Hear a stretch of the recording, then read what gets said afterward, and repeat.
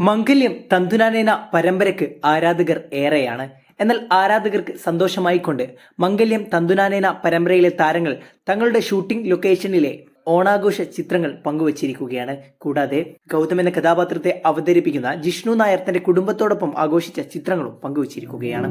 ആ ചിത്രങ്ങൾ